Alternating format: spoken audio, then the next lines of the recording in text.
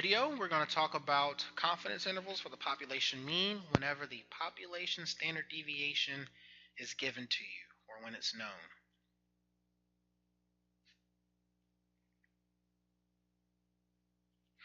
Alright, so in the last video, I kind of gave you a general introduction into confidence intervals.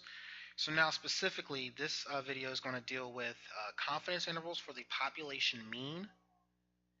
And when it comes to those types of confidence intervals, there's going to be two types of situations. Either you know the population standard deviation or you don't. So this video will be whenever you know the population standard deviation. The next video will be whenever you don't. Alright, so unlike the last video, however, I do want to spend some time talking about a confidence level. So a confidence level tells you, hence the name confidence level, tells you how confident you are in your confidence interval.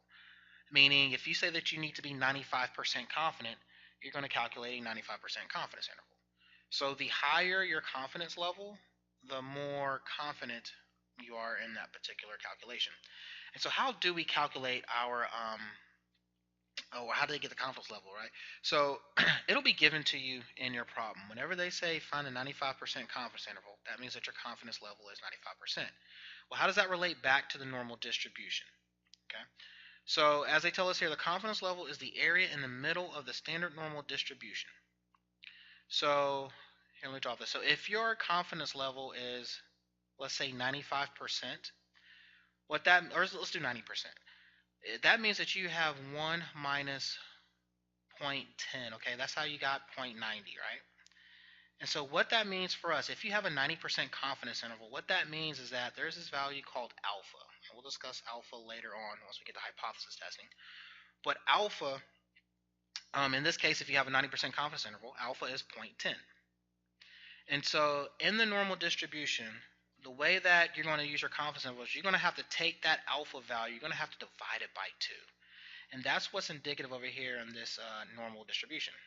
All right. So if you look at the shaded area in our case, let's stick with 90%. The shaded area is 90%. What that means is that what's left unshaded is 10%. But because of the symmetry of the normal distribution, that means that half of that 10%, which is 0.05, goes into the right tail, and the other 5% goes into the left tail. Okay. And so in a second, we are going to focus on how do we calculate z-scores related to the confidence level. But right now, I just want everybody to be cool with how do we get the alpha divided by 2. So the alpha is what's left over out of 100% from your confidence level, and then divide that by 2. All right. And so here what they're doing is, in this table, they're showing us some common z-scores that go with certain confidence levels. Okay. Focus your attention here. So let's look at the 80% confidence level. If we have an 80% confidence level, remember, that's the shaded area. Well, what remains unshaded? 20%. 20% is unshaded. And then remember I tell you to figure out what's in the left or right tail, you take half of that 20%. That's where they get this notation from. Z alpha divided by 2 means it's the z-score whenever you take half of your alpha. And they got a z-score of 1.282. So I want to quickly show you how do they get that value 1.282. And this is how they do it. So this is just for the 80% confidence interval. You have your normal distribution. And when it comes to these z alpha over 2, there's going to be 2 of these actually. Okay. There's going to be a negative z alpha over 2. And then there's going to be a positive 1. Z alpha over 2. And the reason is that because remember, right down the middle, this is the standard normal distribution. Remember, right down the middle, z is equal to 0. That's the mean of the standard normal. And so if you have an 80% confidence interval, pull up a different color here. If you have an 80% confidence interval, what that means is that the shaded area here is 80%. All right. So what's left over? That means that there's 20% that's left over, but it gets divided by 2, and that's how we got 10% in the left tail, or right tail, excuse me. In that same fashion, we got 10% in the left tail. And so now the question is, how do they get this z alpha over 2 to be 1.282. Okay, well, how do they get that? Well, if you remember, back in previous videos, we said the inverse norm is how we find a z-score whenever we know the area to the left of it. Okay, and if we look here, look at that positive z alpha over 2. The question becomes, what's all the area to the left of it? The area to the left of it is the 80% plus the 10%. So there's a grand total of 90% area to the left of this z-score. So what we do is an inverse norm, okay, excuse me, inverse norm. And remember, I'll pull up my calculator in a second, but there's 3 things an inverse norm needs. It needs the area to the left. And the area to the left for us is going to be 0.90. Okay? One more time. Why 0.90? Because if you go to this positive z-score, it's the 80% plus, don't forget the 10%. The mean is 0 and the standard deviation is 1. That's from the fact that this is a z distribution, standard normal. And now let me show you what that looks like in the calculator. I'll pull up a calculator. So we'll do inverse norm. So second vars, number 3. The area to the left, as we just discussed, is a 0.90. Excuse me, I'm in the wrong function. Second vars, inverse norm is number 3. Okay, the area to the left is a 0.90. The mean is 0. Standard deviation is 1 because of the z distribution. We paste this to our home screen. We hit enter. And look right there, y'all. 1.282 if I were to round this to 3 decimal places.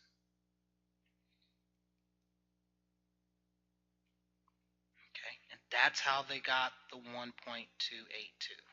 Okay? So basically, the way that they found all of these z-scores, which we'll need in a second to calculate our confidence intervals, the way they found those, they did an inverse norm, right? And then for the area to the left, they did 1 minus the half of the alpha. Okay? So as we just saw for the example we just did, we did the inverse norm. The area to the left was 90% because of that 0.10 there. The area to the left for a 90% confidence interval will be a 0.95. And so on and so forth. So that's how they are calculating those z-scores. Now in the homework, I believe they're just going to give you this table. You just have to know how to read it correctly and pull out the z-score. Okay. For example here, find the z-score that corresponds with the 90% confidence interval. What they're talking about is calculate the z alpha over 2. Well, that is going to be, well, what is our alpha? If we have a 90% confidence level, look over here, 90% confidence level implies that alpha is equal to 10%.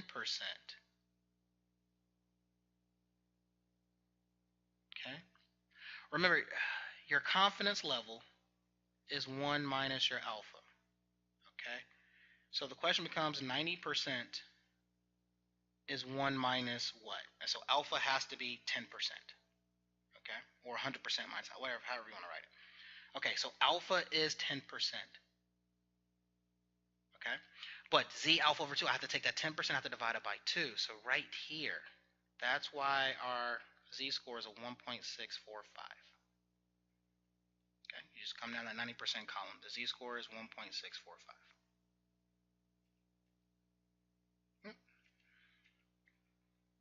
Okay. Find the z-score that corresponds with a 98% confidence interval. That means we're looking for a z of alpha over 2. Alpha will be 2%, 0.02 for this. We have to take half of that, 0.01. So we're looking for a z of 0.01, and then they gave us that positive 2.326 there. Okay. So now that we hopefully are comfortable finding the z-score, now we're going to discuss how do we come up with our actual confidence interval. Well, the first thing we like to discuss is what's known as the error-bound mean. Okay, well, they called it the error-bound mean. In the last video, I called it the margin of error. So error-bound mean is the same thing as the margin of error. So I don't want you to get confused about the terminology. It's the margin of error. And sometimes you'll just see me just use the symbol E. Okay? And so the margin of error is you take that special z-score that we just discussed how to calculate, that z alpha over 2, and then you multiply it by your standard deviation. So this is your population standard deviation, and you divide it by the square root of n. Okay, where n is your sample size. And I am hoping that this looks familiar, because if you remember our video on the central limit theorem for means, we said that if your if your sample size is large enough, then the mean of the sampling distribution was mu, and the standard deviation was sigma over the square root of n, the standard error. And so so even though they don't really do it in these slides, we can calculate a confidence a confidence interval using the central limit theorem. Okay, but anyways, the margin of error is just your special z-score times the standard deviation over the square root of n. Here we go. For example, suppose scores on exam and statistics are normally distributed with an unknown population mean and a population standard deviation of 4 points. A random sample of 75 student scores is taken. These gave a sample mean of 74. Find the error-bound mean, aka the margin of error, of the confidence interval with a 95% confidence level. So all we have to find here is the margin of error. They don't want the full confidence interval, but they just want just the margin of error, or what they call the error-bound mean. Okay? So I'm just going to rewrite our formula. Error-bound mean is our z-score of alpha over 2 times our population standard deviation over the square root of n. Okay. All right. Because we are looking for a 95% confidence interval, that indicates that our z alpha over 2 should be a 1.960.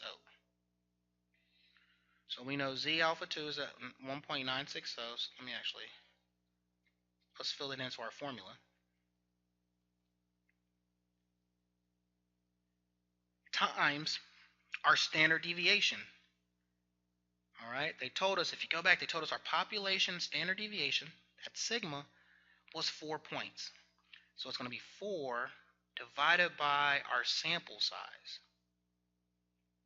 A random sample of 75 students, that's our n, that's our sample size, but we have to take the square root of it.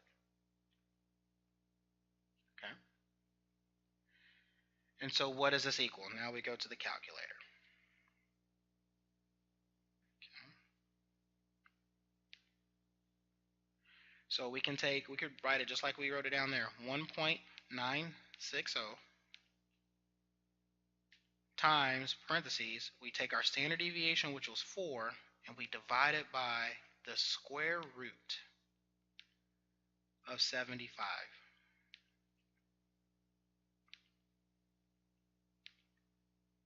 Okay, we hit enter, and to 3 decimal places we get a 0.905.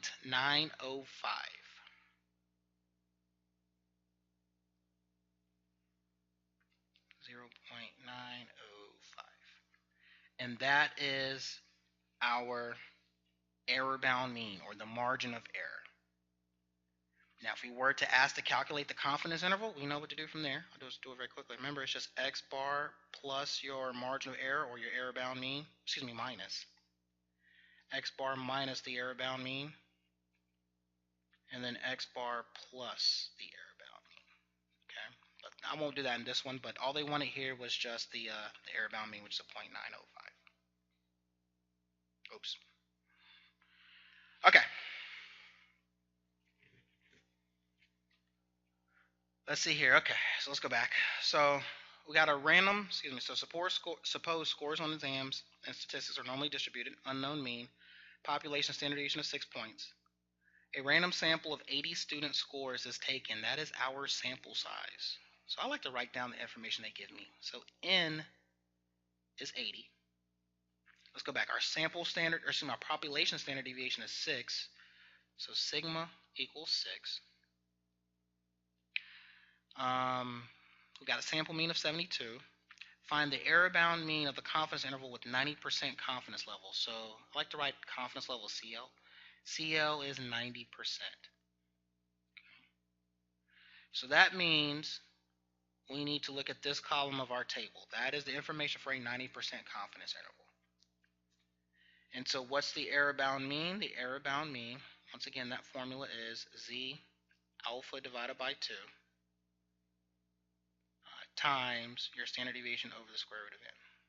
So that's Z sub alpha divided by 2 times the square root, times sigma over the square root of n. And as you can see here, I'll just go through this. So they're just simply plugging in the values, okay, that they know. So 1.645 is our Z-score. 6, as we said before, was the standard deviation. 80 was the sample size, and we take the square root of that. You work that out, you get a error-bound mean of 1.103. Okay, so now once you get your error-bound mean, or your margin of error, same deal. To calculate the confidence interval, it is x bar minus the error-bound mean is the lower bound. The upper bound is x bar plus the error-bound mean. Here we go. Once you get that confidence interval, it's very important that you know how to interpret what the confidence interval is telling us. Okay? So the interpretation is that you're going to always say, with a certain amount of percent of confidence, we know the population mean of whatever you're trying to measure is between blank and blank, where this blank here is the lower bound of your confidence interval and the second blank is your upper bound. Okay? It's very important, y'all. The confidence interval, the percent of the confidence level tells you how strong, basically, the method is that you perform. Okay? It does a commonly confused perception of confidence intervals that it tells you whether or not, it gives you a percentage of whether or not the population mean is in there or not. Remember, we don't know the population mean? That's incorrect. Okay? Either the population mean is in there or it's not. It's either a 0 or 100% chance. What that 95%, for example, tells us is that if we were to repeat this experiment a bunch of times, approximately 95% of our confidence intervals that we use, that we calculate using this method, will contain that unknown population mean. Meaning, if we do this experiment a bunch of times, each time we take a different sample, we're going to get a different sample mean and all that stuff. If we repeat this experiment, 95% of those times, we will have the true population mean within this. But anyways, let's say our confidence interval is 95%, and it goes between 72.01 and 75.42. What's the interpretation? The interpretation is that with 95% confidence, the population mean, which we do not know what it is, of student scores is between 72.01 and 75.42.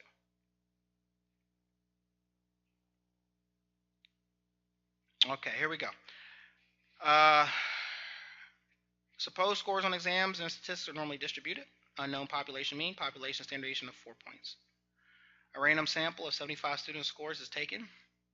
These gave us a sample mean of 74. Calculate and interpret the confidence interval with a 95% confidence interval. Okay, here we go. Just write down everything they give you. Population standard deviation is 4. Sigma equals 4. Random sample of 75. That is our n. N is 75. We get a sample mean of 74. That is x bar. X bar is 74. And we need to have a confidence level of 95%. So CL equals 0.95. All right.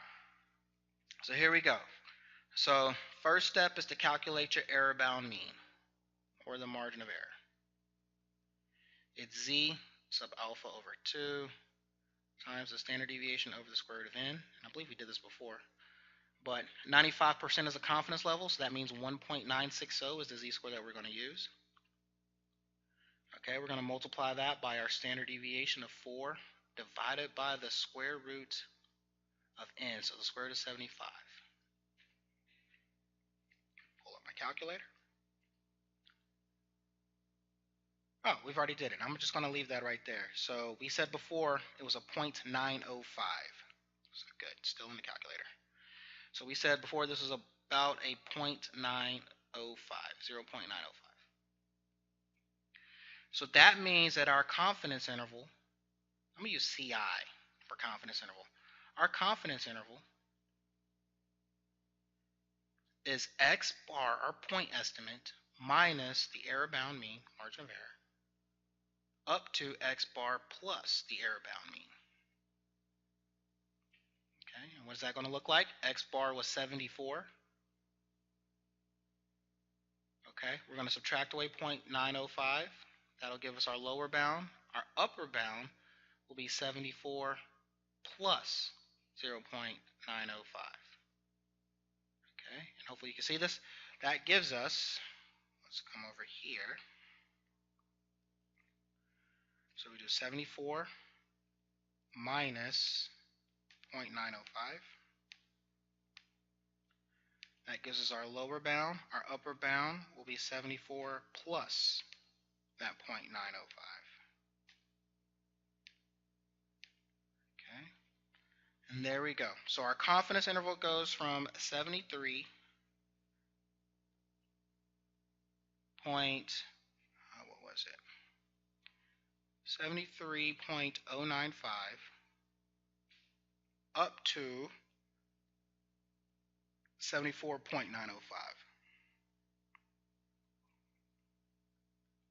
Okay, I'm sorry about the handwriting there. That's a 74.905. Okay, and I am writing all over the solution. I apologize. But then what's the interpretation? The interpretation is, with 95% confidence, the population mean for statistics test scores is between 73.095 and 74.905. Okay, I'm getting really ahead of myself, but I want to show you really quickly. There's a easier, quicker, I shouldn't say easier. There's a more efficient way of doing this. And I'll get more into this with the technology lecture, but this process we just did is called a Z interval.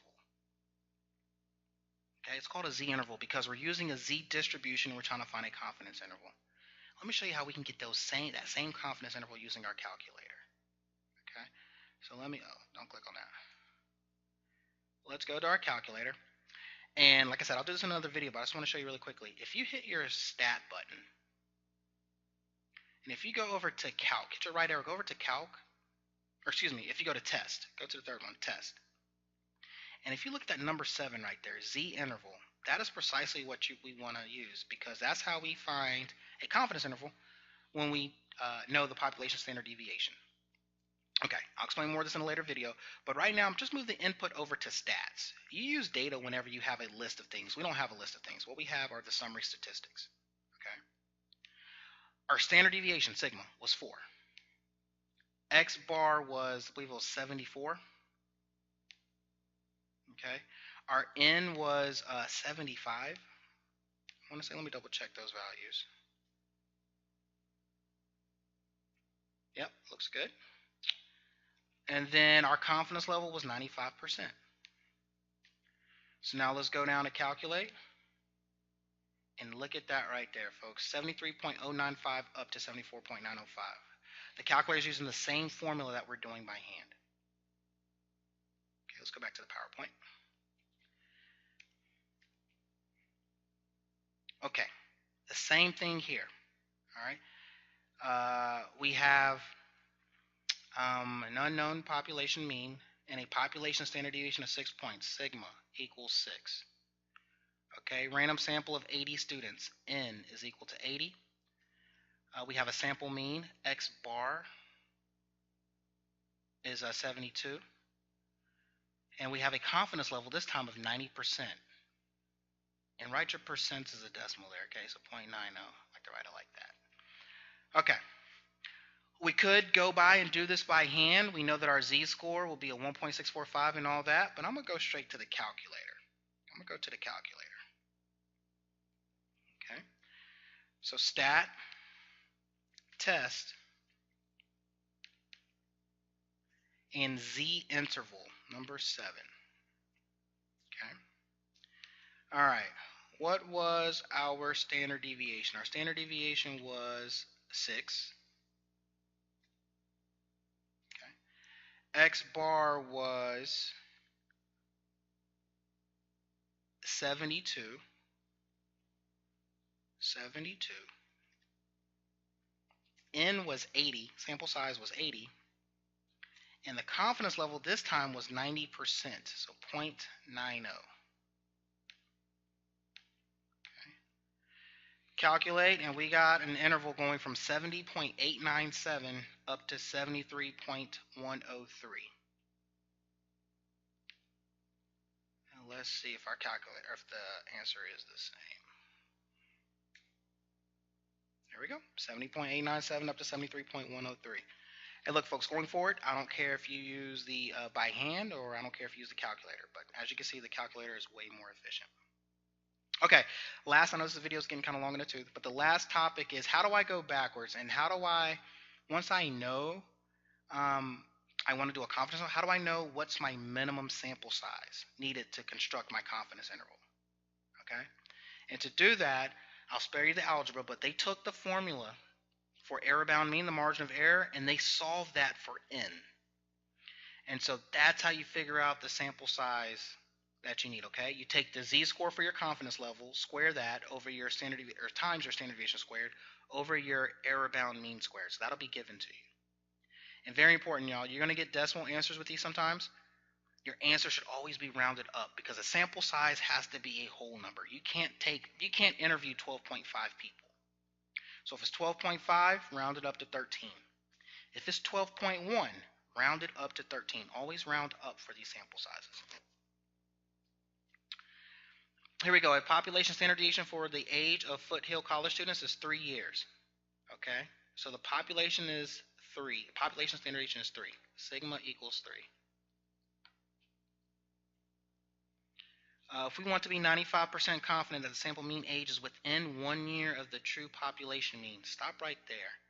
Within 1 year is telling us the margin of error, or the error bound mean.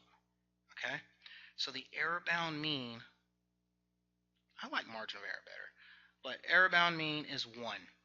So whenever they say you have to be within something, that's your wiggle room, that's your margin of error.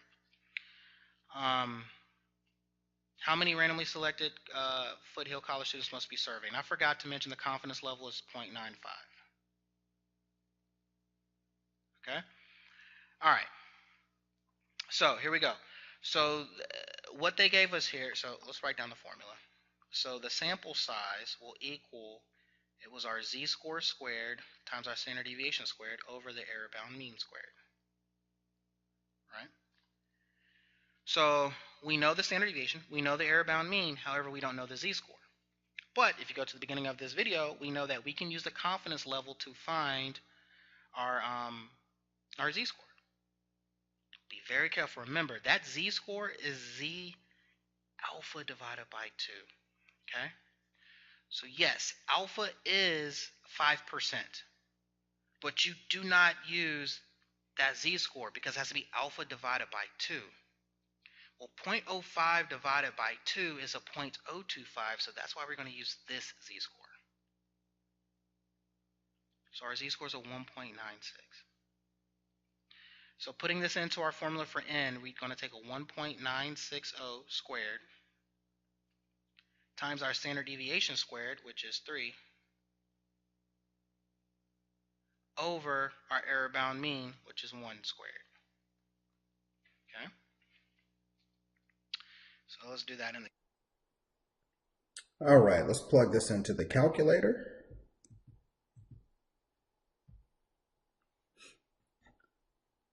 So we have, let's see, 1.960 quantity squared times 3 squared. And that quantity is divided by our error bound mean squared, which was 1 squared. Okay, working that out, we get 34.57. So n is approximately 34.57. And as we mentioned, we cannot have a decimal as a sample size, so you always round that up to the next whole number, and that's where we get an answer of 35 from.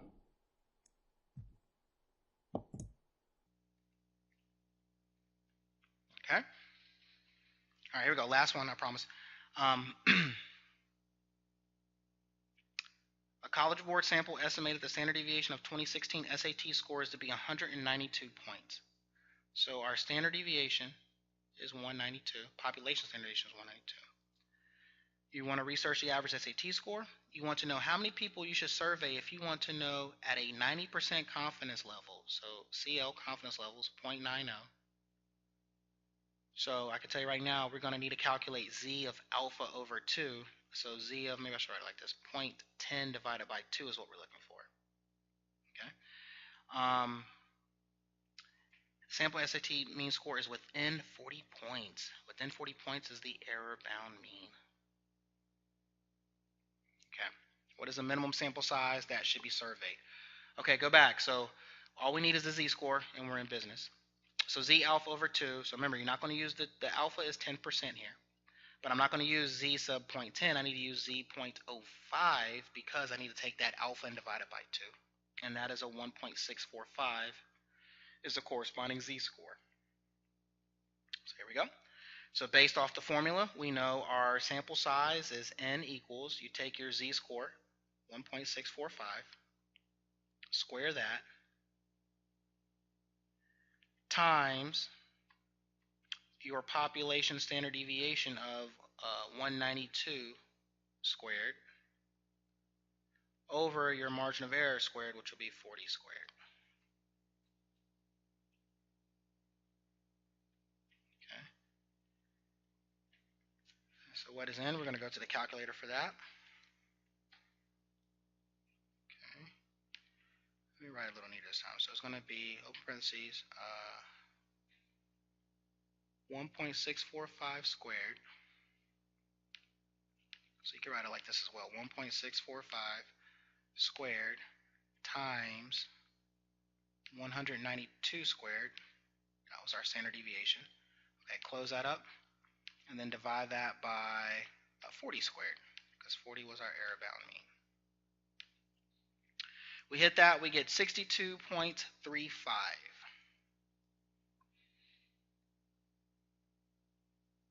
Which means round up and make our final answer 63.